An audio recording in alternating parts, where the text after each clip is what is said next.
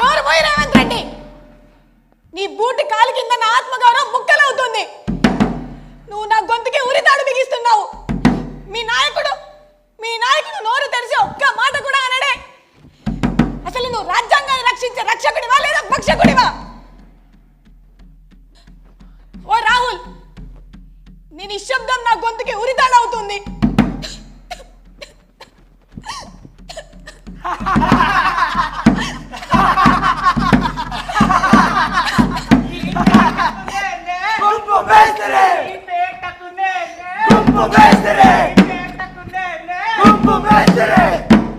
చూడండి, ఈమె మన తల్లి, ఈమె మన ప్రజాస్వామ్యం.